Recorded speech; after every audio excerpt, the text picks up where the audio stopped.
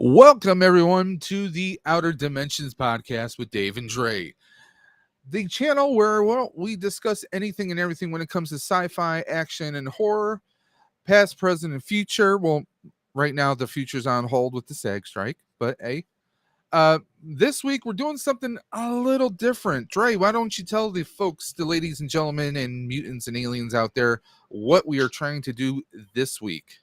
Wait, don't forget the doppelgangers, because we can't forget the who's and the what's it's and the whys and the dingle hoppers. So, Oh, folks, he's been reading Dr. Seuss. Excuse him.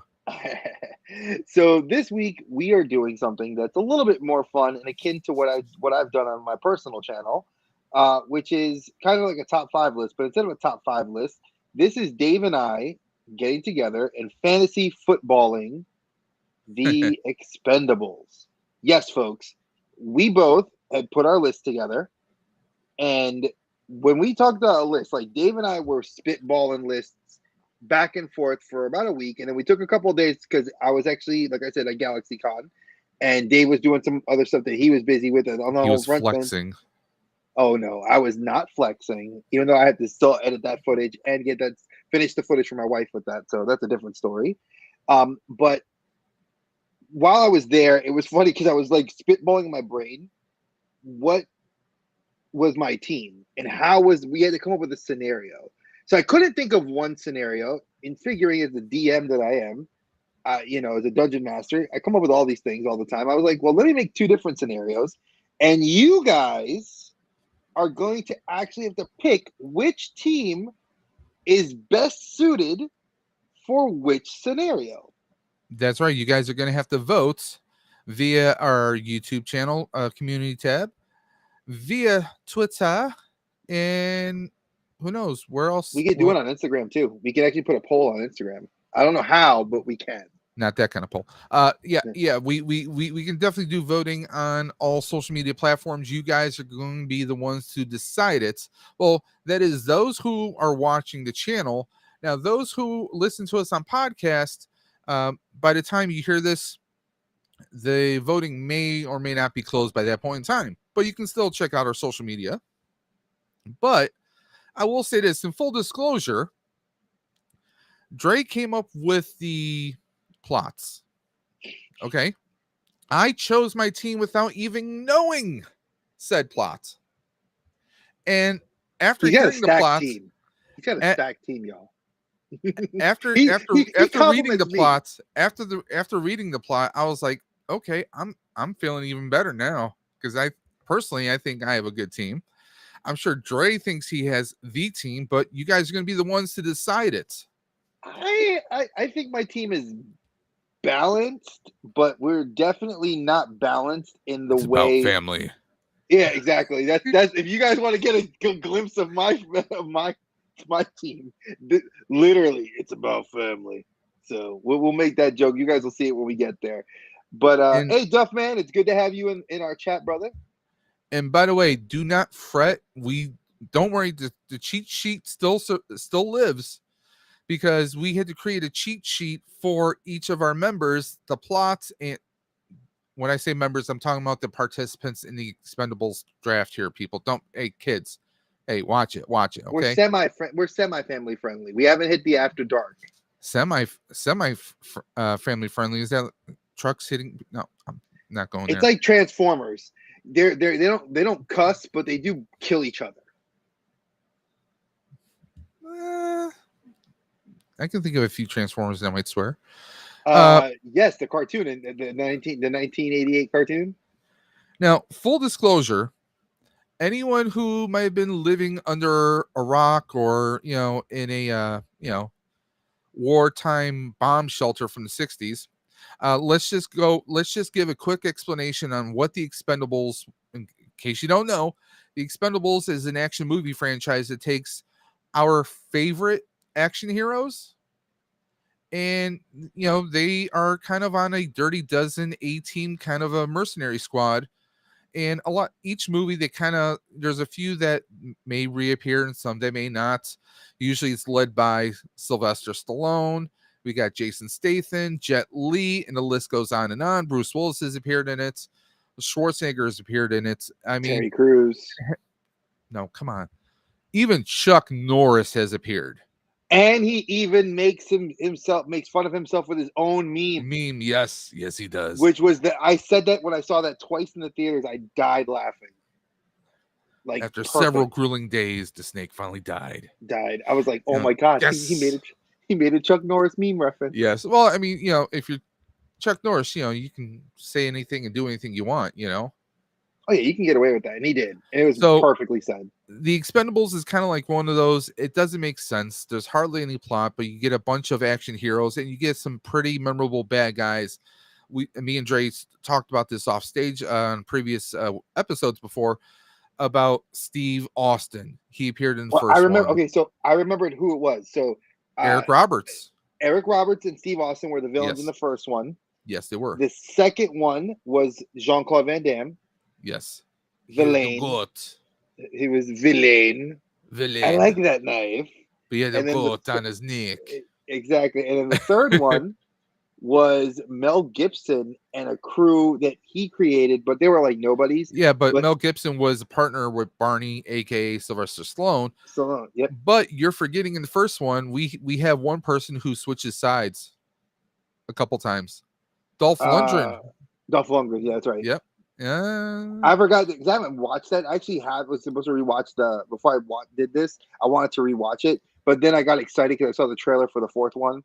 So I'm glad I didn't get delayed. Yeah, I have all three movies as well. I think my favorite one's number 2. I'm expecting Jason Statham to take over. I mean, no, they said the fourth one is going to be the last one. That's going to be Stallone wanted this to be like a franchise that doesn't go on without him behind the helm. Because we know in the third one, Bruce Willis wasn't in it because Harrison Ford took over. Because, Harrison Ford showed up again. I swear, he's been like the saving grace for Bruce Willis. And I don't understand how, but he is. So, and Ronda Rousey was supposed to be in it. She's not. I mean, most of these guys you've seen in military action movies, whereas Harrison Ford, he was Indiana Jones, and he's been in The Fugitive, Patriot Games. No, he was in Tom Clancy I'll movies. take Dre. I'm trying to school you right now. Oh, you're trying to? Okay. Yes. Return to Navarone. Sequel to Guns of the Navarone. Never saw those. Well, Google it. You'll see it. I had to put that on my list of movies to watch. I mean, I've been taking advantage of it. This is like, I want to say early 80s, late 70s. Guns of the Navarone. You'll look it up. It's a classic war movie. So, but guys, you guys are not here to listen to us talk about classic war movies. Jeez, we present 81 years old. We present the one, the only, the cheat sheet. We need to make an entrance song for that. Like, cheat sheet. Because it really is. The cheat sheet is like the cheat sheet. All right, give me 1 second and I'll get into the cheat sheet because I just was looking at this. All right, now I'm going to get back to my window. All right. So, folks, as always, the cheat sheet is the cheat sheet. It's the bomb ditty. It's the savior. It is everything that people like to imitate and copy, but yet it's the OG for this channel right here. So, as Dave is trying to find an entrance song for it. So, as Dave said, I created 2 different scenarios. So, this being a multiverse, as it is, loosely it always is. Let's go to page 1. The Mission. Lex Luthor. Kevin Spacey's Lex Luthor. From one of the worst Superman movies ever. Yes, I had to salvage the character. Has created a machine to travel the multiverse.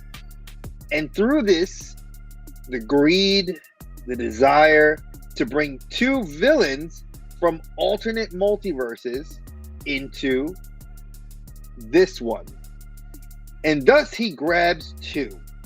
The first one he brought with him was Ultron. Yes, folks, Marvel's Ultron, voiced by James Spader. Ultron betrays Luthor and goes on about of creating an army similar to what he did in the Avengers, but here he doesn't have Chitauri armor. He has Luthor Corp tech. So you can imagine what access he would have had to Kryptonian armor and all kinds of nastiness he can create. Kryptonite.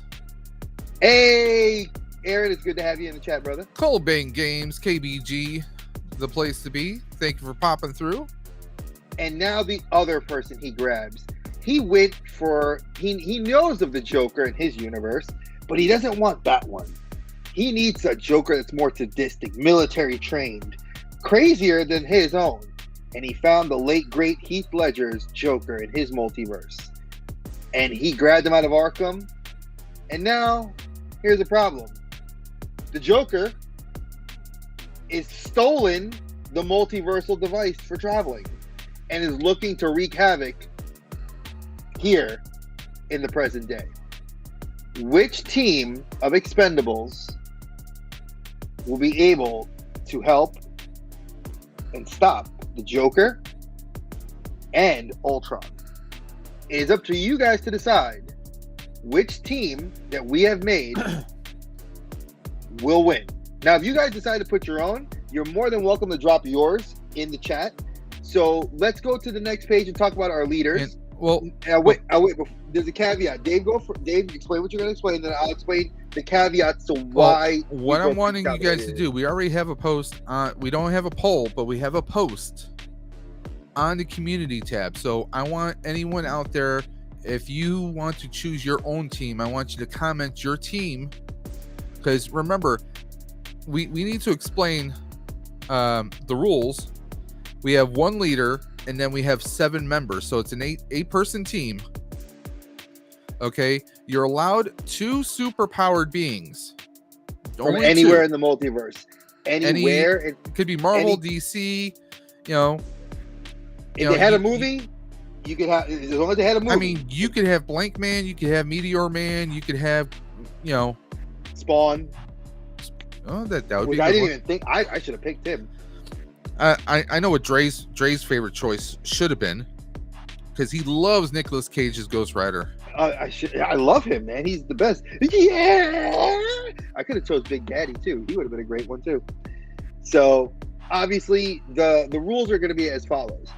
Once we have chosen the character, now if they're an actor, I'll use Liam Neeson.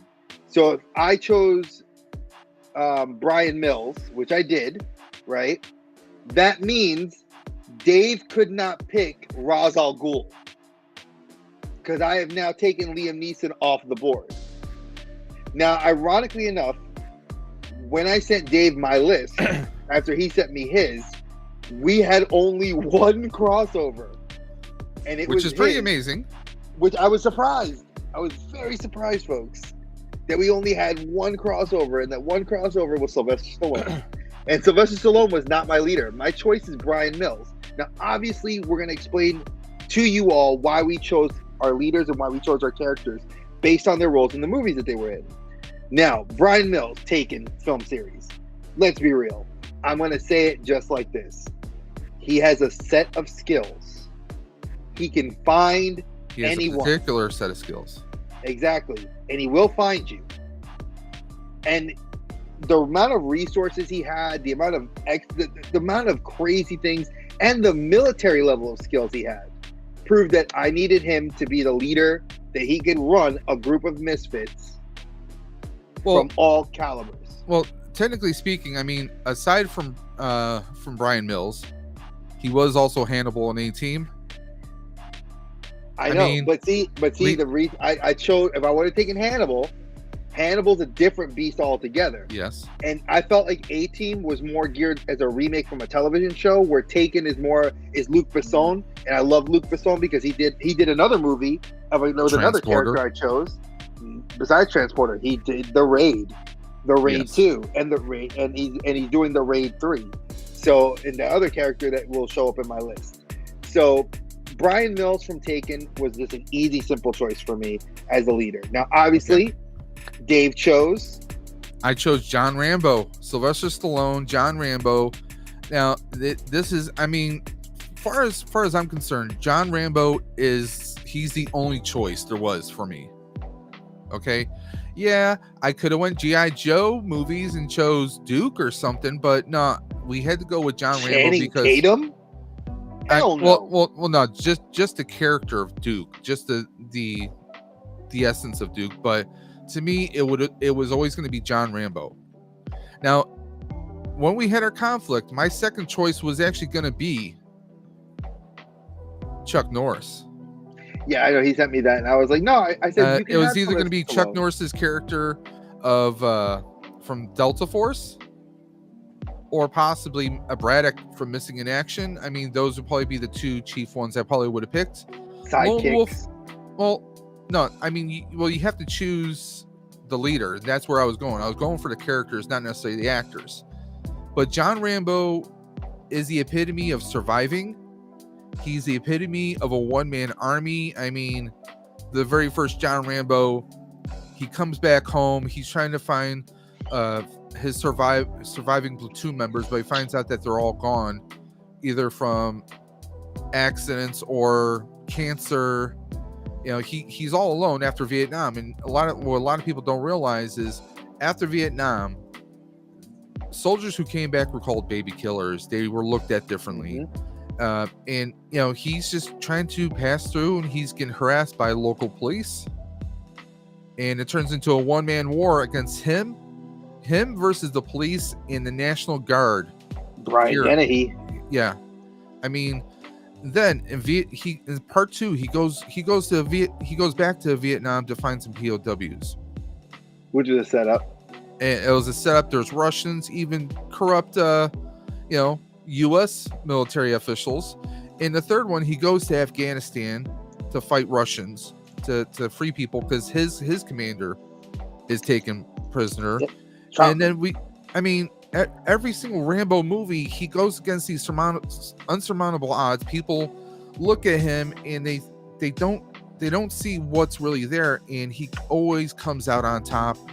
He always does the right thing. He's just an unstoppable force, but he is also a military mind that can plan the hell out of any situation. So that's why, I mean, to me, he is the leader. There was no other question to me. Now, I also wanted to just state that when you see the images, and we're gonna I'll describe the images for those of you that are listening to us on the podcast. But the images I chose were of those from either their best film or their current, the most recent one they did. So the Rambo image I found is of John Rambo from the Rambo, the final Rambo movie he just did, where he's like basically retiring the character, where he goes against the cartels. I think it's one of my favorite looks for Rambo, because it's like he's seasoned, he's like a grandfather, it looks good, and he takes a lot of physical damage in that too. Oh yeah, he gets beat up and shot up, and it's a very sad film. But I will say this: it humanized him. There's a lot of conjecture as to whether that was the final one or not. No, there isn't, because there's a rumor that he said that he's going to do one more, and I was like, please don't. Just like the Undertaker, Shawn Michaels, just learn to retire, Ric Flair. You never know. I mean, what I always hoped, if they ever did another one, sidebar on this, I always hoped that if they did do another one, it would be him helping out a soldier who's similar to him at that age. That would be cool. That would be cool. I would sign off on that, but like a sniper, kind of like a one shot, one kill. Special forces who is very similar to him. But we'll see what happens. We'll see what happens with that. So are we ready for the next one? All right. So now these are the teammates that we would choose. Now they're not versus each other. I just put 2 to a page because I wanted to have an image so you guys can see. And obviously I'll describe the images for you when we are going through it. So next page, please. Okay. Now here we are. All right. So obviously, so now here's where I said Luc Besson. If you guys don't know, Luc Besson is the director, creator. He did Lucy. He has done The Raid Redemption, which is the sequel. He's supposedly working on The Raid 3. He did District 13, V13. He did Taken. He did all the Taken film series. Transporter. So I had to take a character out of there named Yuda, who the actor is Iko Uwais. Iko Uwais is probably one of my favorite up and comings out of the Malaysian action series. He is his most recent movie he did is going to be Expendables 4. He is in Triple Threat with several characters that are of note, and he is just a great actor. I love the stuff that he's done, and the Raid character felt like I needed someone tough that can take orders but knows how to think quick on his feet, and just is a good martial artist, but a good well-rounded fighter. And again, this guy takes an ass whooping in the Raid movies, and it was just like Yuta was just a perfect character. So obviously, the image you see of him is from the Raid 1, and that was a whole scene where he goes. If you guys didn't see the Raid, the premise of the movie, he's a cop that gets sent to a tenement building from the top floor to the bottom. Hey, Archer, my brother from another. He ends up going in there, and it's a drug raid. But then the bust is that they go trying to kill the cops, and he and his force are pretty much left to survive the night. Wait, isn't it Carl Urban and Judge Dredd? Oh. Yes, but Judge Dredd we know is more of a Raid came sci-fi. out years before that, though. I know that exactly. Yeah, the original Raid movie came out. The original Raid movie came out. God, that was like what 2000. Let me just double check my dates because I hate being wrong about this stuff. Because I remember seeing the original Raid on bootleg. So I'll give you guys the date right now. The Raid 1 Redemption was 2011, and then the Raid 2 was 2014. So now, obviously, Dave has, Dredd totally ripped it off, the remake. Dave obviously chose probably one of everybody's favorite, and I knew it was going to make a list. It didn't make mine, but it made Dave's. Dave, explain what your choice. I mean, come on. I had to choose John Wick. I mean, one, we know Keanu knows how to fight. But John Wick, now, each of my choices are characters that not only are they survivors, not only are they fighters, but each person has it within their skill set and within themselves to adapt to every single situation. Ever since I was a kid, I always went by expect the worst, but if the worst doesn't come, you're not necessarily disappointed. Murphy's Law is the constant in my universe. And that had to be reflected in my team. I mean, come on. My first pick for the leader was John Rambo. Okay?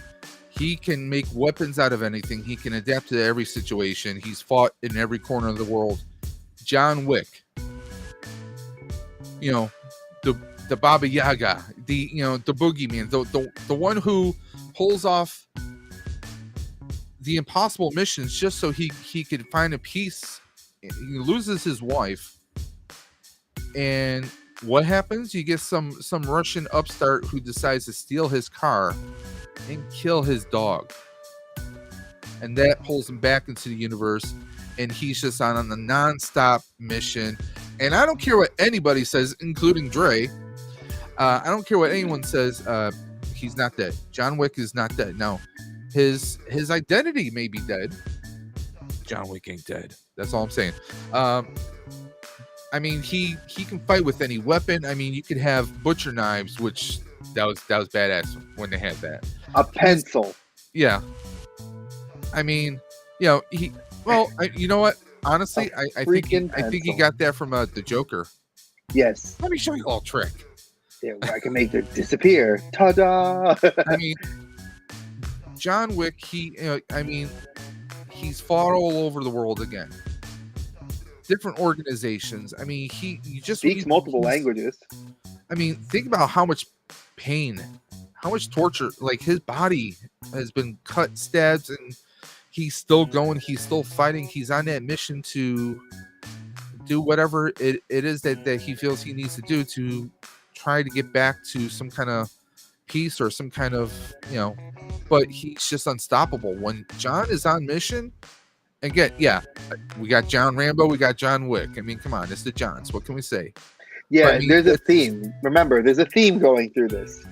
But both are unstoppable warriors. So that's why I went with John Wick. I mean, he's someone, if he's on mission, he's on mission. There's no stopping it. Even when he's off mission, he's still on mission. Exactly. He's just literally. And this is not me. Again, we are picking teams to handle two different scenarios. So obviously, the image I chose here for, again, those listening on the podcast, is John Wick scene from John Wick 4. When it's early on in the movie. I would say it's, I think, in the first act or second act of the movie. So just so you can have a visual image of the character we're talking about. So let's now move on to our next teammates. Here we go. Now here's where it's the gun show. Is the gun show, and it was kind of apropos that I chose this because I didn't do this on purpose, but now that I look at it, maybe I did subconsciously. So now there's a caveat to this. Originally, the person I had slotted for this was Sylvester Stallone, but because Dave had already chosen him, it took Rambo off the table. So I had to think of somebody that I really liked, that would suit the role, and that can also adapt to any situation. Literally has fought pretty much anything and everything. And when I say what he fought, you guys would know what I'm talking about. I'll just say the name, Dutch. When I say the word Dutch, everybody knows I'm talking about Schwarzenegger from Predator. And this is a man. Go ahead. You son of a bitch. You're one ugly MFer. When him and our boy Action Jackson meet up. Oh yeah. When they have that little hand clasp. Yep. Now, obviously, Schwarzenegger has been great in a lot of roles he's done. This was almost too easy to. I could have picked Last Action Hero. I could have picked, but if I want to stick with the military, I could have gone Eraser. I could have gone Running Man, Total Recall. I could have gone Commando. Conan. Well, he kind of looks like that in Commando. I'm just saying. I'm saying this is almost like Conan, like his way, Commando, and here almost were perfect. Just the idea was different. But I needed somebody that fought an alien, that knew how to fight something that could hunt. And I needed somebody with that level of military expert with high explosives, survivability, and could also, if his team got wiped out, would be able to go toe-to-toe with anything. And that's why I chose Dutch. Yeah. And then obviously, we're going to see superpowered number one. But you know what, though? I will say this about that version of Stallone is probably one of the most human. I mean, Schwarzenegger. I mean, sorry, Schwarzenegger. That's one of the most human Schwarzenegger from the 80s. Because I don't know. I felt like Commando was a little bit more human because he was going for his daughter, Alyssa Milano. Hear me out. He showed fear, which we never really saw in Schwarzenegger. Like literally, like he showed the kind of fear when the Predator was hunting for him and he's covered in mud. When he realized, oh wait, man, I'm covered, I'm protected. But before that, he was expecting his end right there, which you're right. Says a lot for some of Schwarzenegger's roles. I mean, he was, when I say human, I don't mean like he shows some emotion. I mean, he was acting like this was really the end of him. So I mean, that is a great, awesome pick. Yeah, it was a tough pick for me. Knowing I wanted to pick Schwarzenegger, and it was hard because I wanted to do 9, but then I said no, I'm going to cut it back to 7 members and a leader. So I chose Dutch. Schwarzenegger fit the bill, and now, like I said, we're going to go to Dave's first superpowered choice. Yeah. Which, when he said the gun show, folks, when he says who it is, you'll know why he's saying the gun show. Hugh Jackman, aka Logan, aka Wolverine, because one, he is a soldier too. If you go with Wolverine Origins, he was basically around post-Revolutionary War was when he was a child.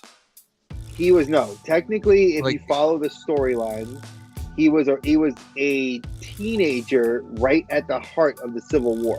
Okay. So Civil War. He was able to fight in the Civil War. Yeah. He fought in the Civil War with Sabretooth. Origins. He has that regeneration factor. So he fought in so many wars. World War I, World War II. He was there during the bomb at Hiroshima. He was in Vietnam. And of course, then he fights the war of mutants versus humankind, and just he's probably one of the best soldiers. And at one point, he even submits to having the adamantium infused into him to make him the perfect weapon. I mean, he's unstoppable. Oh, just about, unless you have an adamantium bullet. I mean, he's just one of those. He's got the. I mean, come on, the healing factor alone. I mean, military training, healing factor. He survived an H-bomb. Yeah, okay. He saved Hiroyuki-san. Yeah, he saved him with that getting there. Literally, he's virtually unstoppable. You could blow up a building, and he could walk right through it. I mean, he'll be in pain and be pissed, but he'll come right through it and regenerate. I mean, he's an unstoppable force, and he's got that rage, that animal rage inside too. He lets that loose. He's probably one of the most unstoppable beings you could come across, other than going cosmic, like Thanos or something like that, you know? Again, a solid choice. I mean, and we say gun show because both of them are pretty much in shirtless, and if not, they're showing their guns. But also, I mean, he adapts to every situation. You know, he gets projected from X-Men's Days of Future Past. He gets projected back into the 60s and 70s. You know, he can adapt to any situation because of his healing factor. I mean, he takes on Sentinels. He goes against everyone. I mean, he's definitely one of those people that I view as adaptable. Like, again, that's a common theme in my team, is these are people who can adapt to any situation. And I was when I looked at the pick, I was like, yeesh, that's a dope pick. Solid for me. Both of them are solid picks on either side of the aisle you walk. But I liked it. Let's go to the next one. Okay. Next one. Now, this is obviously, my pick was more superpowered. After seeing Wolverine, I said, damn, he took Hugh Jackman off the table. So I was like, who am I going to pick as a superpowered person that can handle anything, that will maybe want to work with a team, but be able to still be powerful enough to go on par with anyone. And obviously, I'm biased because I love The Rock. So I went with Dwayne Johnson. And yes, I went with Tess Adam, Black Adam from his movie. I mean, the guy was a slave who was given the power of demigods and can fly, nigh invulnerable except to magic. I mean, the dude doesn't have a good attitude and is pretty much as close to an anti-hero as you're going to get, but he cared about his country, and he sort of cared about his teammates, kind of, when they had to fight after they killed Dr. Fate in his movie. Well, it's more like, you know, he looks out for his allies of the moment. Exactly. So, I was going to choose The Rock I could have chosen Hobbs from Hobbs and Shaw, which I did think about. But because I chose this, and then Dave made fun of me again. What Dave, say your quote again that you with my list? It's all about what? Love family. We're gonna start here. So 10th Adam. Okay. Now, mine, I went with Batfleck. I went with Ben Affleck's Batman because I thought as a Batman, he was a pretty good balance. I mean, yes, I could have went with Michael Keaton, but the fact that, like, here's my deciding factor. This was a Batman that was taking down the parademons. When you had Steppenwolf working on behalf of Darkseid to find the mother boxes in Justice League. You know, he was able to actually talk everyone into joining. You know, obviously Diana didn't take a whole lot of convincing because he's Ben Affleck and she's Gal Gadot. So, you know, giggity. And also, I mean, come on, he recruited Flash, although I won't even get into that, guys. You know, he talked Arthur Aquaman into joining, and he was like the most against of it all. I mean, he was more humanized even during Batman v Superman. We see how as Bruce Wayne he was saving people during the battle of Metropolis. As Bruce Wayne. Yeah, as Bruce Wayne. I mean, he wasn't like the rich playboy. He was more of a humanized, more down to earth, more grounded. I love that. And I think he was a very good Batman. I would honestly, I know that he's out of it for right now, but should they ever do Return of the Dark Knight, I mean, it's either Peter Weller or him. I don't know if Keaton would be the best choice for that, but I could see him doing it.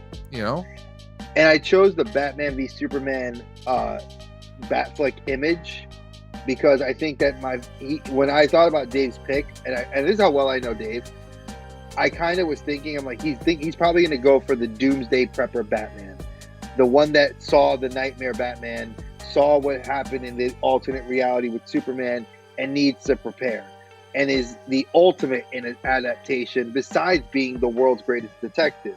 Now, mind you, I'm completely biased because I love Batman. I love Batfleck. He's my second favorite Batman. And I mean, it's a hell of a choice for knowing that this guy can prepare for any situation and literally get people to work with each other that don't really work with each other. A good second in command of your team. Yes. All right, next page. Okay, guys, kicking it up a notch. Now, obviously, again, we're sticking with my theme. Now we're going completely on this one. Both sides of the aisles have chosen their second superpowered person. For me, I went with the version of this young lady that was perfect because of what I saw in this movie.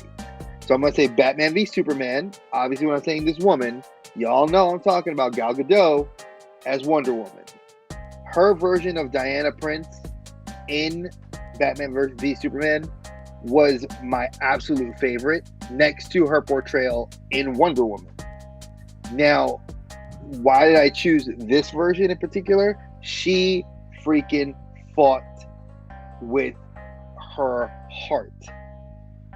I don't feel she fought hard in Justice League. I don't feel she fought as hard. No, we don't talk about 84. No, I'm not gonna say 84. 84 never happened. No, I don't count 84 because that's no. I was gonna say in her first film, she didn't fight nearly as hard because she was still coming into her own. This is an established Wonder Woman that's been alive for 70, 80 years at this point, has lived and has loved and has seen what the world can have happen and knows about the different gods, demons, aliens that were on Earth. And she can handle, I mean, she's a demigoddess. She is nigh invulnerable, can fly, has access to millions of dollars. She is an emissary from Themyscira, has an army on Themyscira that will answer for her because she is the daughter of the queen. Yes. And she is the daughter, so she's biologically, she is the daughter to not only the queen of Themyscira, Hippolyta, she is the daughter of the god of war, Ares. Yes. So you can't ask for a better character that knows how to fight, can look good while not doing it, but also is a strategist as well. Yes. Again, also Rock and Gal Gadot were also in a similar franchise. It's Two about franchises, family. actually. It's all about family, but they were also in that other movie on Netflix, which was just as good with Ryan Reynolds. So your pick, Dave, and why? Okay. So I went with Wesley Snipes' Blade. One, because, again, he is a soldier against the war of darkness against vampires. Okay. One, it's Wesley Snipes, so we know he can kick ass. He's a martial, knows all the different martial arts. And besides, he's the one that goes against his own kind. He may be a daywalker, but he is still a vampire, technically speaking, and he goes against his own kind. He's got the weapons. He knows how to use them. He was trained by Whistler, who is a pseudo stepfather to him, who was his only family, and taught him everything. He made sure Blade was trained and knew how to use his skills. The serum, everything. Blade is an unstoppable force. I mean, he's gone against, Deacon Frost in the movies. We've seen him go against Dracula, for Christ's sake. I mean, he's an unstoppable force. And coincidentally, he did appear in the Expendables series. Yes, he appears in the third one. Yep. But I mean, Blade, the weapons alone, his skill, he has his own form of regeneration, being a vampire. Against him and if you look at it, okay, I just thought about this, him and Wolverine are both Marvel characters, both Animal Instincts. And they're both members of the same team, the Midnight Suns and the Avengers. Yep. Yes, sir. So, how could you, who is going to see Blade and not run in the other direction, whether you're human or not? Facts. So, it's, again, he can face down any situation. Blade 2, he's kind of put in a situation where he has to work with his enemies. He's got to team up with the vampires. But he does it. He goes through any situation and rebounds. Blade Trinity, Whistler's gone and he has to work with a bunch of new upstarts and still finds a balance and even passes some knowledge on. It wasn't the greatest movie, but nonetheless, Blade is a warrior. He is a warrior and he won't stop. Nothing's going to stop him from getting his mission done. So again, every single one I choose, adaptable to any situation. And most, if not all of them, have all had some sort of military training. So that works. All right, next pick. Next pick is... It's about family. All right, folks. Now, here's where we tie my whole thing together. Why I chose this. So obviously the image that you will see here is Dominic Toretto, folks. Yes, Dre went to Vin freaking Diesel from the Fast and Furious series. Why? Every single movie the Expendables has done has one of those guys that can drive anything and does some crazy stuff with it. You had Terry Crews use the boat with Barney driving the boat land the boat on a flatbed truck while it's moving to avoid a bomb going off. They have the motorcyclist in the second one and the third one that's a kid that's crazy, that does like an adrenaline junkie that can do all this crazy stuff with bikes and stuff.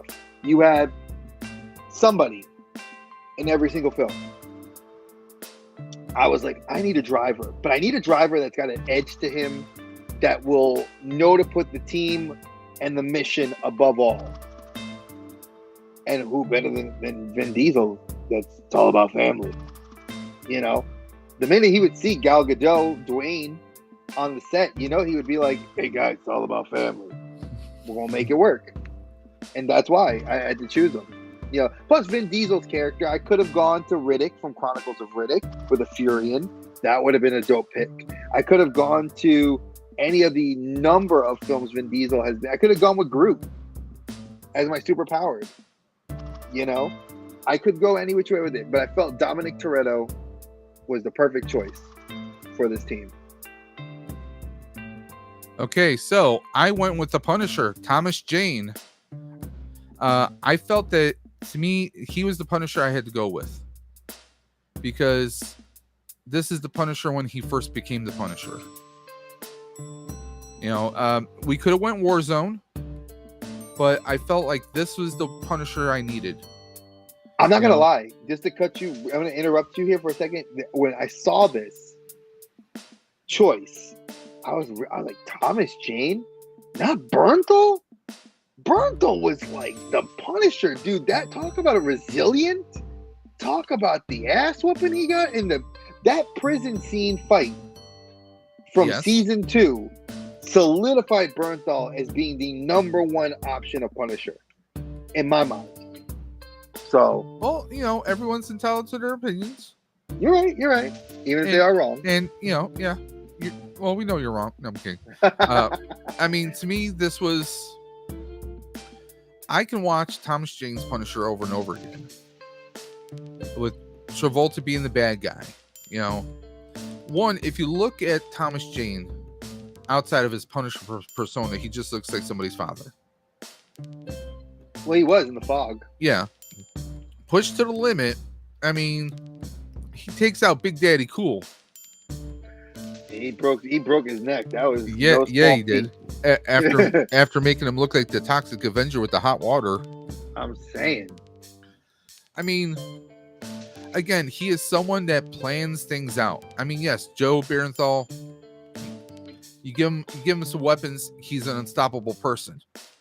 Thomas Jane, I mean, he made little like emergency weapons. Like he would bang the side of a table or a cabinet, and a little knife would come out in a tray so he could pull a knife. I mean, Doom Prepper. He was your Doom Prepper Punisher. Yes. Okay. He was our Doom Prepper. I mean, he keeps on going and going. I mean, this is the Punisher that I felt was like more grounded in reality. And I'm sure I'll get hate for that, again, with the Joe Bernthal. But this one felt more grounded to me. I'm not going to say I don't hate. I think that for me, I felt Bernthal was... And I'm a girl dad, and he lost a daughter, and a lot of what you saw him fight... I mean, he was fighting guys like Fisk. He was fighting Wilson Fisk, man. The freaking Kingpin. And the Kingpin himself is a little bit of a superpowered villain. And he was throwing that ass whooping around left and right. And he was still bloodied, broken, beaten up, and still going. Like, to me, that's the iron heart that he has. Like, it was just so amazing.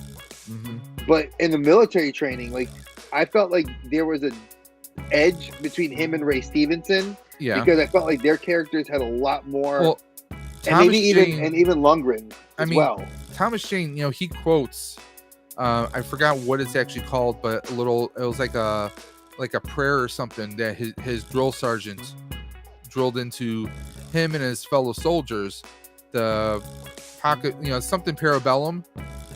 And it shows like his training never went away. It's always with him. And even though and especially in his Punisher movie, there are times when humans, the other people are trying to form attachments with him, but he's resistant against it. But when they're in trouble, that's when he goes all out to kick the asses of the bully. I mean, just like, to me, it's just that shouts a soldier right there. Now, I think Bernthal's Punisher knows from military training to when to cut your losses, so to speak, to a certain extent. Oh, yeah. He would accept collateral damage, whereas this Punisher wouldn't. And I can agree with that. And I feel like Stevenson... That's another reason why I went with him. And I feel like Stevenson would as well because of everything he did in Warzone. Yeah. So that makes sense. Okay, I'm with that. Okay. All right. And so the images I chose were Fast and Furious Dom from, I think this one was The Fate of the Fast and Furious. And the image I chose was Thomas Jane when he's about ready to go fight Big Daddy Cool Diesel, who's the Russian. A big blonde Russian in a striped shirt. Looked like Where Waldo on crack. Yeah, looked like Where's Waldo and Popeye had a baby with Bluto. So, next. Okay, now this is an interesting pick on both parts. Just because of what I felt worked for this. And I needed somebody that can do all the tech.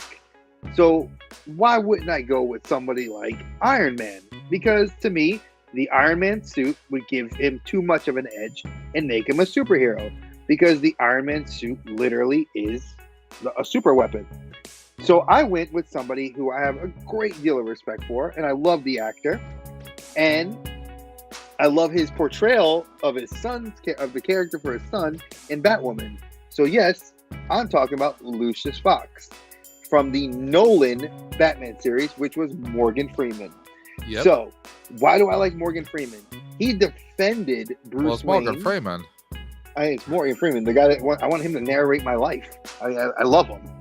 But come on, we all want him to do GPS. Come on. Exactly. Turn left. You know, exactly. You've gone too far. That'd be like, that's like a friggin' Walken. Hey. You've gone too far. You need more cowbell. But Lucius Fox in the first Batman movie for the Nolan films knows that Bruce Wayne's a little bit of a weirdo. An eccentric would be probably the correct term. And he knew all, and spelunking, you know, is it a spelunking in a war zone?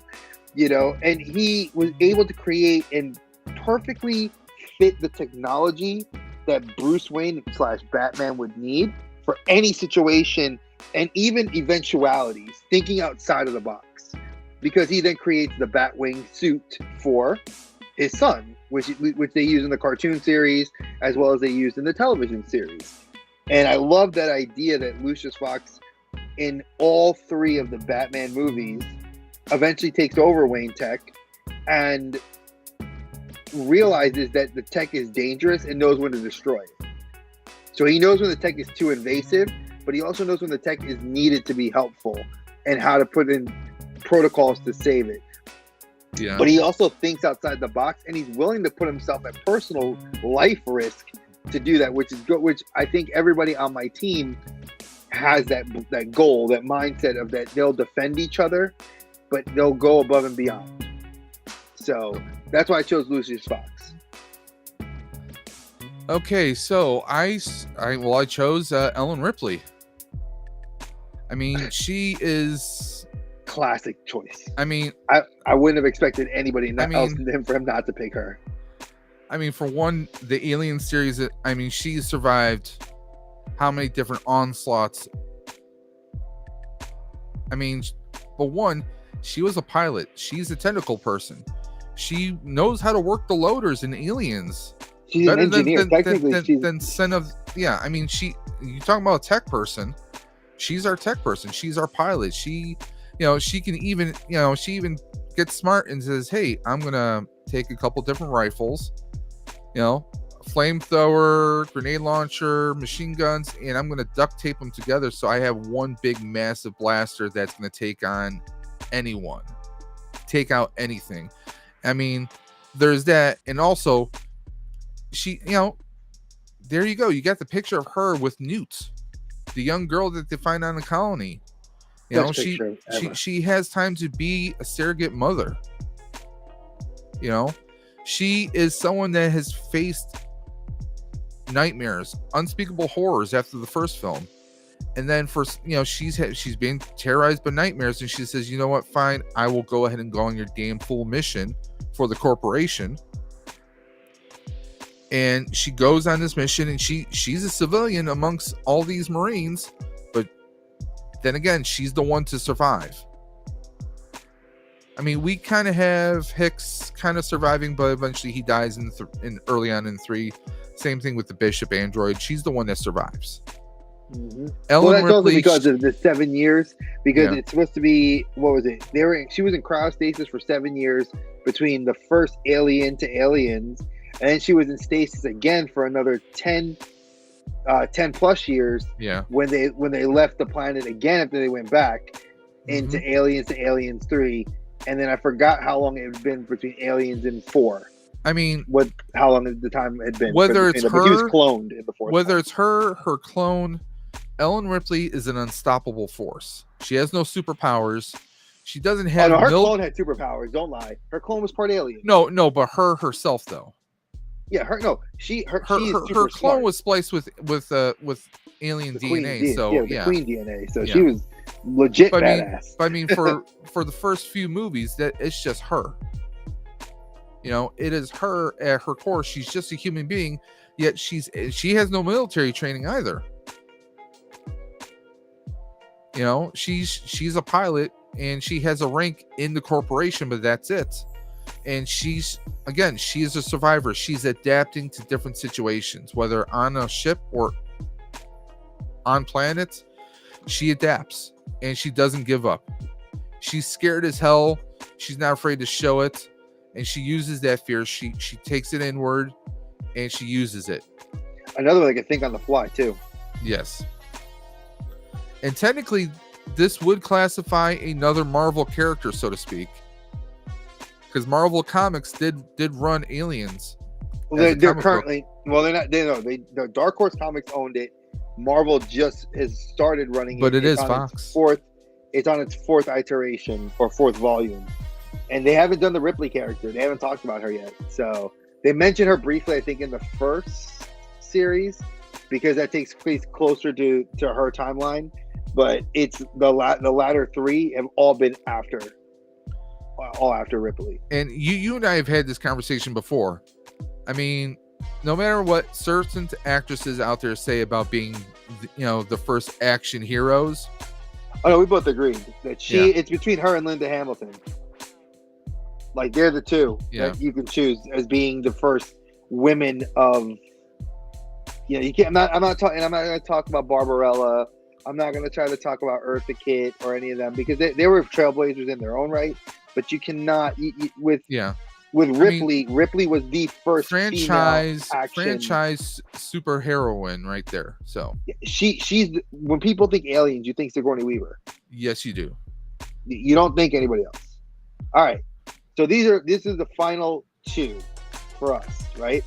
So I needed somebody that was that sniper that can handle the long range shooting, that can handle military, that can be calm under pressure, but can adapt to any situation, which a sniper has to.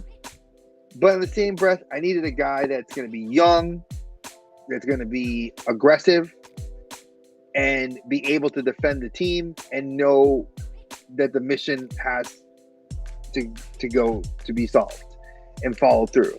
So I chose Bob Lee Swagger. Folks, if you don't know where that name is from, you did not watch the movie Shooter or the Shooter television show.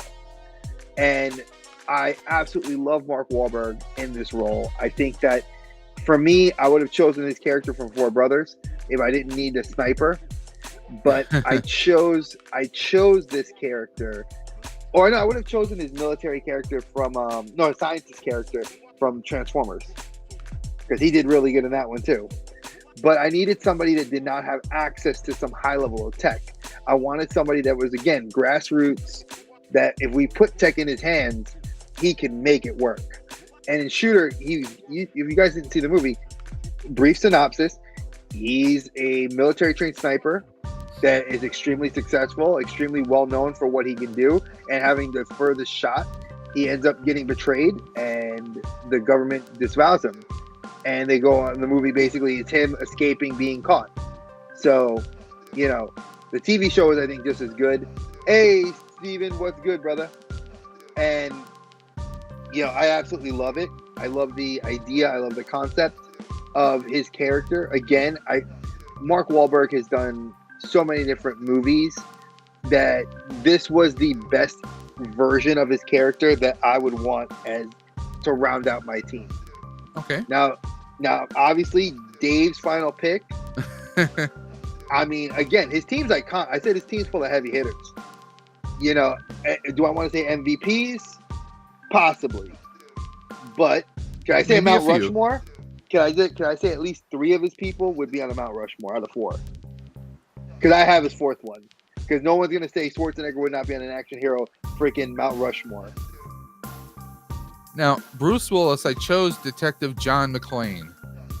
Again, another character that can improvise from situation to situation to situation. He's, the first movie, he goes out to the coast to see his wife, or his estranged wife. Terrorists take over the Nakatomi Towers, and it's him against all these terrorists.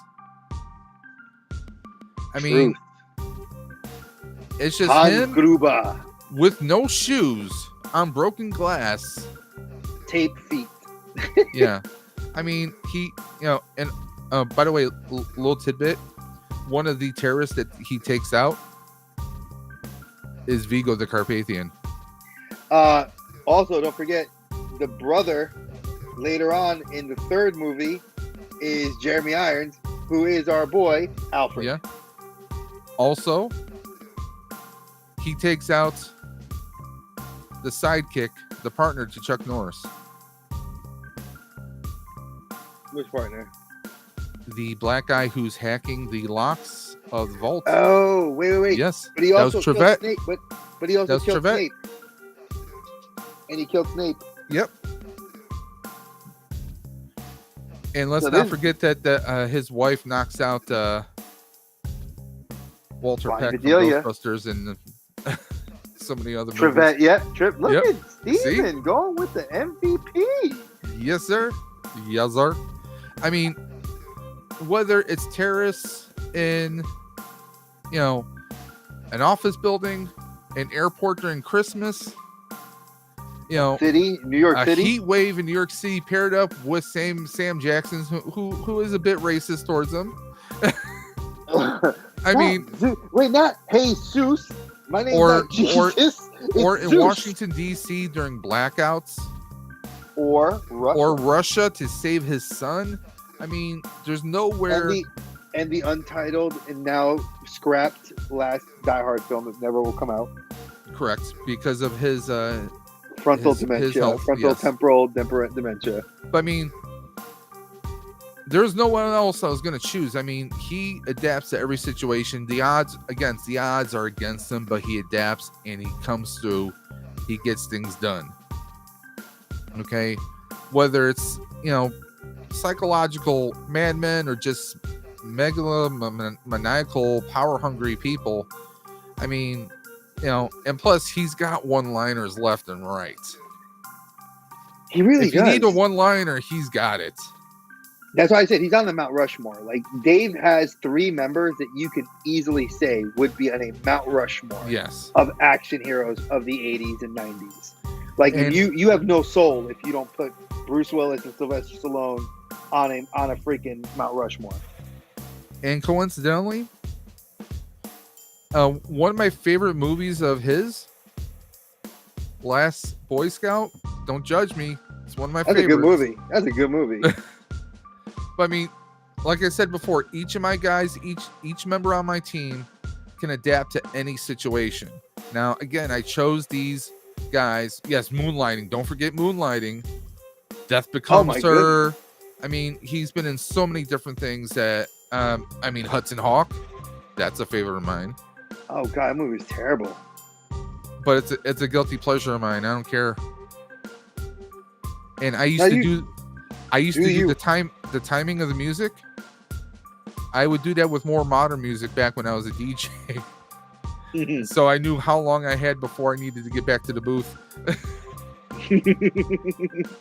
But I mean, again, each of these characters, each of these members, they adapt. Now, I chose these characters before reading Dre's plots for this. The 2 missions that we have, either to take down Ultron or to go through the multiverse and hunt down the Joker. So I mean, personally speaking, I think my team would be the team to go through the multiverse because they can handle any situation. And Dre's got some big guns with Wonder Woman and Black and Adam. Black Adam. And I mean, come on, we got Dutch with the firepower. I mean, you got people who can take on an army of robots. I'm just throwing Lucius it out Fox. there. Like, I'm just throwing it out there. And see, here's the funny part. Like, if you flip the script on it, I feel like Ultron can't adapt to a Wolverine or a Blade or a Batman nearly as fast as the Joker having to deal with a god and 2 demigods. Yeah, I got 2 demigods on my team. But the Joker, he doesn't have magic. But what if the Joker went to the multiverse and pulled the Batman Who Laughs, which is the evil Joker. How do you know Batman, he does not have powers? You know, exactly. How do we know that the Joker doesn't decide? I mean, to find a multiverse. Hypothetically speaking, if the Joker's crossing through different realms, who's to say it's not like a situation like The One? What if he went to the other dimensions, the other universes, killed the other Jokers, and started getting power? That would have been a good scenario. Now wait, let me answer Steven's question. Steven, no, none of us chose a Power Ranger, sir. We all chose. Because I'm going to say they weren't. Jason, David, Frank would have been both of us our choices. Let's just agree that we would have both chosen them. Well, I'm going to say this. One, this is the Expendables, which means you're going to have to kill. You have to kill. You have to destroy. Psycho Pink. You have to do what's needed. So, as far as picking a Ranger, you would have had to have picked like Lord Draken or the Ranger Slayer or some variation of some of these. You know, there's different Ranger sets in the Boom comic universe, but this was live action. We were restricted to live action movies, not anything animated and nothing that appeared on TV. Yeah, we had to limit ourselves again because the broad strokes we would have gone for. You're looking at, you could have gone with comic book versions of these characters. Why would I have not chosen Superman? You know, Psycho Green, Ranger Slayer would have been my choice. If he chose Draken, I would have chosen Ranger Slayer. I mean, Ranger Slayer is the right hand to Draken, and Draken kills, but Ranger Slayer went and hunted Rangers and killed Rangers. So that's the reason why we didn't choose that. I would have chosen I could have chosen Kamen Rider but then the thing is that's going international. And I didn't want to go too far out of the realm. We set restrictions of as far as we also restricted to 2 superpowered beings. Yeah, we could have easily made a freaking group of superheroes. I could have had Captain America. I could have had Thanos. Boom, get rid of everything. So we had to be realistic and limit the parameters, which as any good scientist knows, you have to set yourself into your field of parameters to make sure that the experiment goes well. Because if you start adding too many other things, all these variables can play into it against you. And much like a good fantasy football team, you can have a stacked team, but if somebody gets injured, that's all she wrote. So that's why we chose the actors we chose. And I wanted this to be like kind of an experiment for us to do. No, we didn't. And I mentioned I should have picked Spawn when we started. I should have picked them. Actually, the other person I would have picked possibly would have been Bloodsport. Or not Bloodsport, Bloodshot. Vin Diesel's character, Bloodshot. Because he's pretty much damn near unstoppable. But Spawn would have been the perfect choice. A military trained I did consider Deadpool. But I went no. I mean, he's too much of an X factor in and of himself. Like, I would have had him change sides. If he joined, he would have went against, killed the Joker and then traveled the multiverse, kill himself and get all the powers, because he's traveled the multiverse himself. I mean, there's a lot of characters we could have went down. I mean, because it's live action, huh? Could we not Ezra Miller, but if we could have gone to TV, Grant Gustin's Flash, Stephen Amell. How many people were on our team? So we had 7 soldiers. 8 people, 1 leader, and 7 soldiers. So you would have had 8 in total. That's how we came up with that. And the number was actually going to be higher at one point. Dave and I had looked at 10, and then I looked at like 7, and then I felt like the best way to kind of meet. It feels like a tabletop. That's exactly how we did it. I viewed it as, what role does each person fit into? How would they do well in the scenarios I presented to Dave and myself and to you guys? Because I felt like, hey, Lex Luthor creates a device that can cross the multiverse. Joker steals it. Ultron goes into LexCorp and starts taking it over. Who is going to be sent? Which team do you send to which situation? I mean, I feel like Dave's team might be a little bit more stacked to deal with the Joker because they'll kill him. Like there is no compunction to stop us a sadistic madman. Where my team would want to subdue and probably have to kill Ultron for the fact that Ultron would be having duplicates of himself, and you need tech wizards to deal with that, and you have 2 on my team. But at the same breath, you still need a group of heroes that can stop it. So I think that this experiment was really fun. I'm loving the audience participation. So now what you guys are going to get the opportunity to do is to go on to our socials, because it's on Instagram. It's not on there yet, but Dave and I are going to try to figure out how to get it on there. But if you go to our YouTube community tab, if you go to Twitter, it is on there, and you guys can participate in the poll. I say we leave the polls open till at least Sunday. That gives you guys more than enough time. And since this is our, drumroll please, 10th episode, we will be uploading the next batch to Spotify. Now, I did want to mention this. I did a little bit of more research and digging, and one of my friends, Brainiac would have been a good choice too. I would, if I had gone to TV, if I did TV, I could have picked them. I did do a little bit of deep diving, and I came across some more sites. So the podcast may be out on a couple more different platforms. I don't want to keep like diluting us and putting us out too much. I felt like Spotify was a good one, but I may throw us on a couple other ones. And Dave is going to upload these next 5 by tomorrow night. Give them a little bit. Don't stress them. They'll be up by tomorrow night. We'll see. We'll see. If not, before the weekend. Let's just put it that way. Before the weekend's up, you will have the next 5 episodes up. So if you are strictly listening to us on the podcast, we thank you. We appreciate you. If you are listening to us and you want to, if you're watching us, schedule now. Oh no! I am not. I need to speak with the supervisor about that. Yeah, I'm the manager too. I guess you got to talk to me later after the show. Ultimately we said like we want to try to get these up for you as quickly as possible. When it's one episode, it's easy. But when we do batches take time. And Dave has, his wife. He has to spend his quality time with his wife, and I don't know about that, but but at the same breath, I want him to not be stressed, and I don't want him to, we split the load on the social medias that we control for this particular podcast, and we are looking to grow a little bit bigger, but not too big.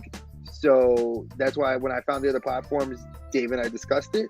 So again, we appreciate you listening, but if you watch it, you can listen to it for free on YouTube, and you can listen to it for free on Spotify. So there are some other places we can do, and we're going to figure that out. But now it's your opportunity to go on those community tabs and into our socials and check us out. Tell us which team do you think would best handle either situation. I personally feel I could handle Ultron and I could handle the Joker, but Dave feels it's about bragging rights. This is the bragging rights thing. Just so you know, this is the bragging rights thing.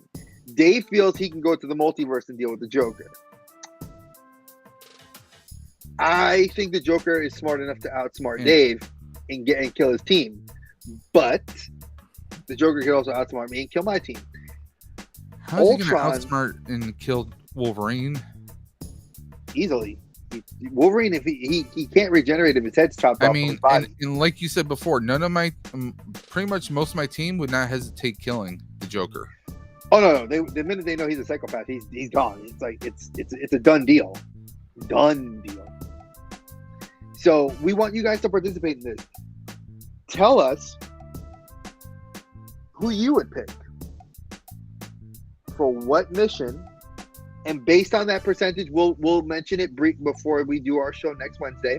We'll mention it then and see what you guys we'll actually tabulate it and let you guys know. I think this is a fun experiment. If you guys like us doing more things like this, Dave and I have talked about briefly adding things like this in, sprinkled in here and there. Like I mentioned it here now, and it hit me. I never thought to think about what our Mount Rushmore of action heroes would look like. But then again, I feel like you'd have to tailor make a Mount Rushmore for each decade, because the thing is, you can't look at a Mount Rushmore for the 90s without looking at the 80s, because the 80s influenced a lot of the 90s. But in the 2000s, you have almost a totally different crop of actors that would make that list. And I'm going to say this. Maybe in the future, we flip this, turn it and reverse it, where we make it that there's two major heroes, and we need expendable versions, villain versions of the Expendables. We'll throw that out there. That could be something kind of like a Suicide Squad murder team to try and take out two massive heroes. Hey, I got an idea. We did the Expendables. Do you guys want us to do a Suicide Squad? Who would our Suicide Squad be, and fighting against some sort of crazy, I'll come up with a scenario for it, some crazy either hero turned bad, or someone that just pissed off Amanda Waller, let's be honest. Yeah, or, because Amanda Waller don't give a shit about nobody. But she wants to take out Batman. Exactly. How would you do it? So, if you guys like that idea, please comment in the comments right now that are live. Please comment after the video. Let us know if that's something that you want to see us do. I mean, now that Dave mentioned it, I kind of do want to do it. So we may throw that in. That might be something we do. Maybe I'm Brainiac. Just saying. Starro was a damn good villain. But what about Darkseid? Like true Darkseid. That would be a great villain to want to have to deal with, because he's a problem in and of himself. So I think that we did a great job on this. I really commend Dave for doing a dope setup for this. I love the fact that we got together, put our brains together to this one. But what do you guys think? What do you think would work? Whose team would not just reign supreme, but whose team really could handle either one or both scenarios and be successful? So please let us know. And you know where to catch us. We are on Twitter at the Outer Dim Pod. That's where we are on Twitter. You can find us on IG under the Outer Dimension Instagram. Podcast. Yep. You can find us through our email at the Outer Dimensions Podcast at gmail.com. And you can find Dave on his personal at. Well, you guys can message me on Instagram at Daves_Dimension. You can also find me at DavesDimension78 at gmail.com. And of course, Dave's Dimension on YouTube. Just like Drake can be found at the Collector Safe Space on my YouTube, which is the Collector Safe Space. You can find me at Dre of the Collector Safe Space on IG. You can find me on Twitter at the Collector Safe Space. And you can find me here as well, because this is our show. So either which way, if you want to get in touch with Dave, you can get in touch with me. Yep. We are not. We haven't really gone into Facebook, and I don't think we will. I think we have enough social medias to manage, and adding another one would just be more of a pain in the ass. Not saying we wouldn't if we got big enough. Yes, we would do that to help manage it. But we do have a Discord, the Collector Safe Space Discord, which I may make an Outer Dim Pod little thing that you guys can go to and see just links for our Spotify there, which I didn't think about that till now. So I'll add that in tonight. And hey, Legacy of Nerd, good to have you in. You're catching us at the tail end of our show, but that's all right. You can always catch us on the replay, which again, we love you guys watch. If you guys, we all know that life, it just gets away from us. We have families, we have work, we have other extenuating circumstances. So if you guys have to catch us on the replay, we still appreciate it. Throw a comment in there. Just let us know what you guys thought of it. This was a fun experiment. I love that Dave was and I'm going to give him his due. Dave was the one that came up with this idea. as well as he came up with the idea for the, for the Suicide Squad, which I think is going to be a great idea for us to do the Suicide Squad one as Yes, well. sir. So now And we just have to figure out. by the way, Dre, what do you have coming up on Collector Safe Space? Oh Lord Jesus!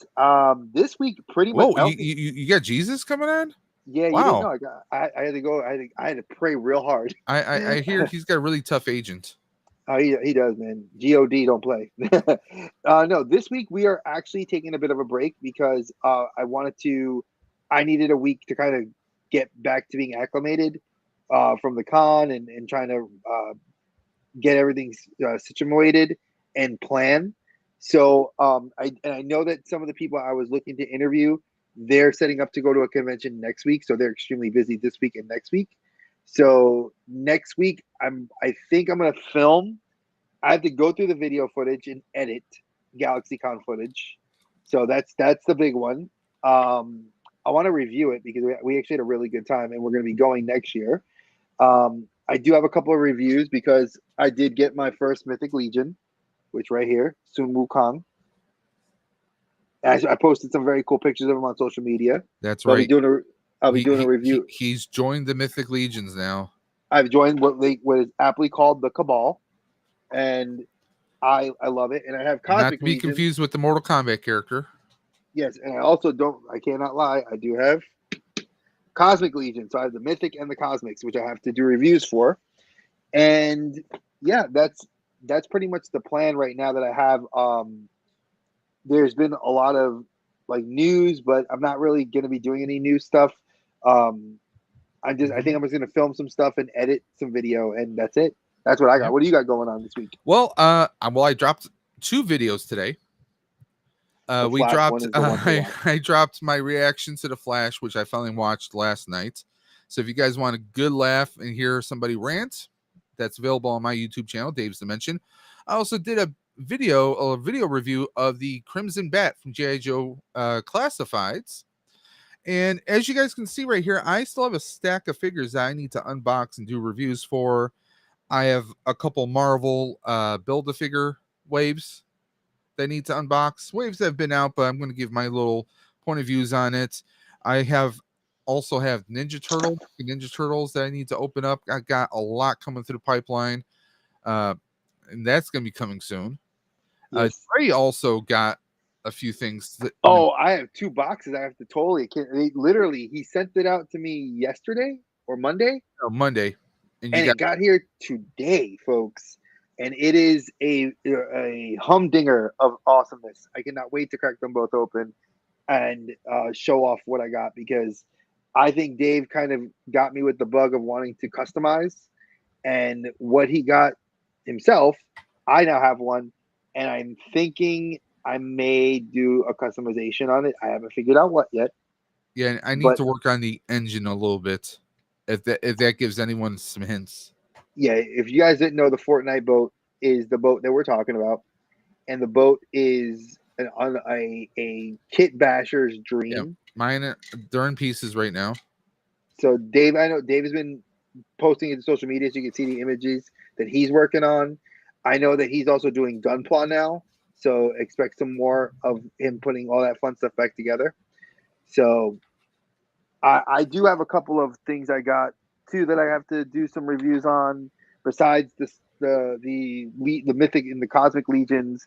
I do have some McFarlane stuff I want to review, and some Spider-Man Marvel Legends to review. But other than that, yeah, I mean, there's nothing. I know that it's crazy. There's not right now. It's a good time to be an action figure collector because a lot of the cool SDC stuff is starting to ship.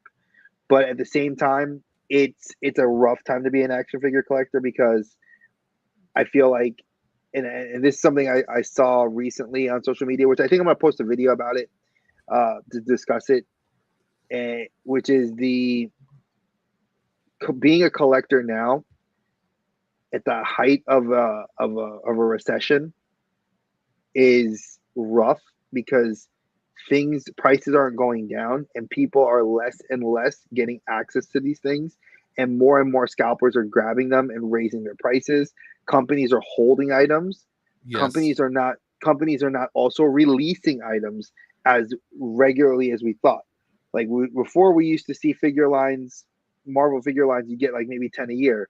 But because of what's going on with the screen actors and what's going on with just the shipping industry and everything else, we have so many Yeah. delays. People aren't seeing the McFarlane stuff hit. Well, People I aren't seeing I certain will say things. this. Don't sleep on your discount stores. Like I have Ollie's. That's how I was able to get the Fortnite boats for $15 only, 14.99. And 84.99 is what they used to retail for. yes, so I got that for $15 at Ollie's. But also, I got now. I'm not a fan of Thor: Love and Thunder, the movie, but there is the Build-A-Figure set because I wanted a Korg, and a few of the figures are pretty decent. I got these for what $9.99, $10 a piece. I got the entire wave. 24.99. Okay, so there we go. I mean, it's your clearance spots. I found Power Rangers there. I found Star Wars Black Series figures and archive figures there too. So looking at some of your was it Books a Million down south and a few others. We have Books a Million, but we've also got this new thing, which I know Art was talking about it on his channel a lot, and I think it's kind of cool.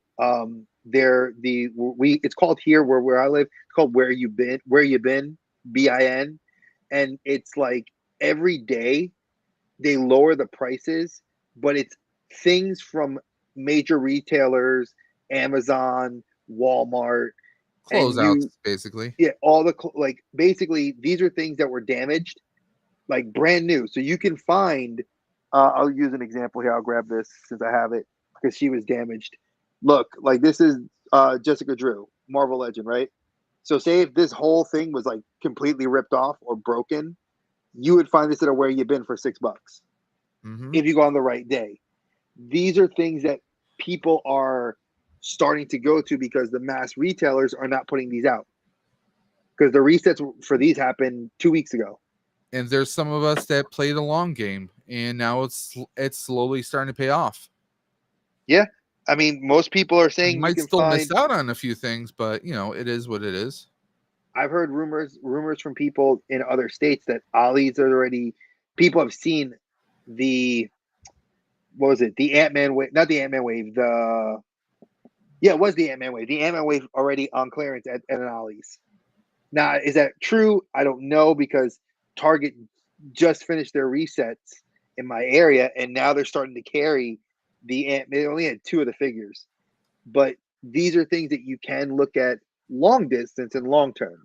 Now, why are we using this to discuss on this part of the channel? Again, we like Hey Archer said on his channel, 100% we do not want to talk about what's coming out brand new in theaters because we do support our And brothers and sisters. and that's In never been part of our premise either. Not necessarily exactly, talking about new stuff. I mean, with the Writers Guild strike and the Actors strike in solidarity with that, you know, our channel, we have plenty to talk about because we talk about past movies, we talk about past projects. We're not talking about anything that's new or that would go into production. That's just not something that we're gonna, step on anyone's toes, so to speak. And plus, honestly, there's about a million more channels out there that would be discussing that kind of content. So we don't necessarily want to regurgitate the same old stuff. You exactly. You know, guys can go listen. Our brother, Hey Archer, you can go to Nerd Affiliated. He does all that stuff. That's his speciality. I will never poop on anybody else's channel. I will always tell you, hey, if we don't do it, go speak to them. Go look at their channel. He does great shorts. We can tell you Legacy of Nerd. If you want to find anything out on the Power Rangers scenario, what's going on, he is the dude to go talk to. You want to hear anything about Ghostbusters news, Dave's Dimension. You want to hear about anything going on in the realm of Star Wars, General Kenobi's bunker. We will always give the credit where it's due because we do the due diligence on this channel to make sure the information is correct and it's coming from a viable source. So that's how we do it. And I appreciate the time that you guys take to listen to us rant and do our silliness. But even this it took me like an hour and a half to get all the pictures together, to do the setup, and My wife was actually watching me do it. She's like, "My God, how did you figure that out?" I'm like, just you figure it out. So these are just some of the projects that we work on, and we're just telling you like, hey, be mindful. You know, make sure you're looking at the other channels and support folks. I know it's going to sound really stupid, and I want to say this. Um, the I'm trying to figure out how I want to word this. The group that we founded is a premise on community, and everything I have done is not for personal gain. It is for the benefit of the channel in the sense of the community. If I can make sure somebody in the community needs help, I will help them. Male, female, whatever I don't care about your preference. It's just that's what we do. And that's something that I wanted to just kind of put out there. You know, I know that it doesn't always come back with a great investment, but that's kind of what we do. You give in the sense that you hope that the karmic wheel will come back to you. That's what I believe. I believe in karma 100%.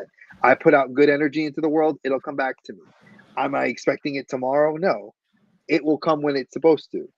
So don't if you guys are looking for quick fixes to like, oh, there are channels out there for that. You guys can go watch them.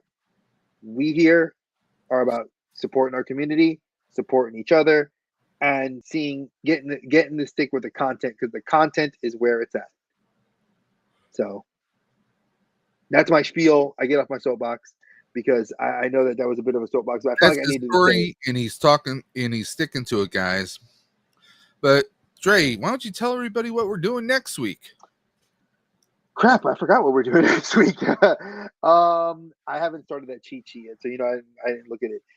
Next week should be crap. I don't know where my notebook is. What was next week? I'm I actually have to checking think about it my because my pad notebook is right not now. easy. Yes, since I moved my desk, folks, just in case y'all didn't know, my desk is no longer in the corner it used to be. That's my couch, so I apologize. And you can see the bunch of crap I have on the couch that's like toys I gotta Oh, sell. were we gonna do another round of Multiverse of King? Yes, we're doing the Multiverse of King next week. All right, so Oh, that Multiverse one. of Stephen King. All right, now this one so when we did, we talked. I forgot what movie it was. When we talked about the one of Stephen King's movies, I think it was The Dark Tower. That was the introduction of a multiverse. Now, obviously, the live action Dark Tower breaks into the whole concept of the multiverse. So we're going to talk about the Dark Tower, which is a great comic book series and a great movie. We're going to talk about Doctor Sleep, and there was two other movies in there. The Talisman, which I never saw, and it's on Tubi, so I have to watch it on Tubi. And then I forgot the other movie. So it was Doctor Sleep, um, The Dark Tower, Talisman, and there's a fourth movie in there. I forgot what it is. But those are the movies that are kind of tied into each other. And there's a lot of mention in The Dark Tower of each of these movies, as well as other movies that he's done. So it's kind of a cool little homage. And there's been a belief that people actually said that Stephen King created his own multiverse, and this is why you see a lot of crossover with characters, powers, and whatnot. So I'm excited. I love Stephen King. He's one of my favorite authors. So, Well, you know he loves prisons um, yes, with he does. Shawshank and Green Mile. Well, Shawshank wasn't his. Green Mile was his. I thought he had something to do with Shawshank. Mm, I'm pretty sure. nope. I have to double check that, but I know for a fact that he, with Green Mile, he had his hands in it, and I know that his son is into the more supernatural side of horror. So Joe Hill is more into like that suspense, like the alien effect. So like if you for those of you that never heard of Joe Hill, that's his son. He did the series DC Black Label series called The Plunge. He did Basket Full of Heads, which was awesome. He did Refrigerator Full of Heads, which is the sequel series, equally as awesome. And he's done a couple other dark series that I really love. Does he have his hands in it? There he go. Oh wow, he wrote it. Okay, What was did that? not know that. Hey, listen. When I'm wrong, I'm wrong. When I'm wrong, I'm wrong. I totally gotta rewatch that now that I know he has a hand in it. See, but yeah, so King is always, and he's mentioned in nothing more disturbing than humanity, folks. One of the things that I do know that King mentions in his book is that he does have this like penchant, this love for having crossover where out there without it being so obvious. He's not very heavy-handed in it, which I like. It's not like Shamalama Ding Dong when he's done his crossovers, or even other IPs that have done it. He's very subtle, and I like that. So this will be a fun one for me. I know Dave and I have both talked about our love of Stephen King, so it'll definitely be fun. So tune in for us next week from 8 to 9:30 ish. We usually try not to go over. Today we're not actually going to go over too much because we're actually staying within our time. And again, if you guys want, follow us on Spotify. We should have the episodes up, like I said, by this weekend. And I have to now work on a new cheat sheet, and I'm going to create like a multiversal map so you guys can see kind of the idea of what King has said that his multiverse is. And if you guys are interested in us kind of deep diving these things, like I said, I love doing lore videos. It is something Dave and I have talked about doing on this channel, like going into the lore of a particular series. So if that's something that interests you guys, please comment, question, drop an email. Let us know what you guys want, because we are, like I said, we are willing to shift our schedules around, which we have, to do these sorts of things. Like that Mount Rushmore is calling to me, and I might want to try to get that done before the end of the summer. You do that. Oh, please. That'd be fun to do. We take like 3 decades. We choose like the 70s, the 90s, and the 2000s. I guarantee you would not see the same people on each of those. You might see crossover for both of us on that, but I guarantee you won't see a lot. You'll see actors different for each time period. So, any final words? Not in the face. And on that note, we cue the music, guys. From the Outer Dimension Podcast, this has been Dave and Dre, and we just want to wish you guys an awesome week. Stay positive. You can always catch us on our individual channels. And don't forget to check out our community tab beginning probably beginning tomorrow. And I'm like Dre said, I'm going to try and get the podcast uploaded as quickly as possible. But until next time, watch your head on the way out of the portal, folks. And we'll catch you on the flip side. Take care.